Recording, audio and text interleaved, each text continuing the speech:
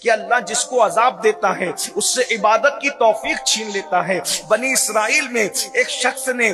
یہ کہا، یار میں اتنے گناہ کرتا ہوں اللہ مجھے عذاب نہیں دیتا، تو اللہ نے اس دور کے پیغمبر پر وحی نازل فرمائی کہ اس بدبخت سے پوچھو کبھی اس کو میرے خوف سے رونے کی توفیق ہوئی ہے، کبھی اس کو میری محبت میں رونے کی توفیق ہوئی ہے، کبھی اس کی آنکھیں نم ہوئی ہے، کبھی اس نے میری عبادت کی طرف اس کی توجہ ہوئی ہے۔ جب اس سے پوچھا گیا تو اس نے کہا نہیں، میرا دل تو اتنا سخت ہے کہ مجھے کبھی رونا ہی نہیں آتا، میری آنکھ میں کبھی آنسو بھی نہیں آتے، عبادت کی طرف میرے قدم کبھی نہیں بڑھتے۔ تو اس سے کہا گیا نادان، اس سے بڑھ کر عذاب کیا ہوگا؟ اللہ جس سے ناراض ہوتا ہے اس سے لقمہ نہیں چھینتا، اللہ جس سے ناراض ہوتا ہے اس سے عبادت کی توفیق چھین لیتا ہے، اپنی محبت میں رونے کی توفیق چھین لیتا ہے۔ ذرا ہم بھی تو سوچیں، کہیں ہم بھی تو عذاب میں گرفتار نہیں ہیں۔ اللہ اللہ، اگر بچے کو اسکول پہنچانا ہے تو 6 بجے ہماری آنکھ برابر کھل رہی ہے، لیکن اگر ہمیں مسجد جانا ہے تو ہماری آنکھ نہیں کھل رہی ہے۔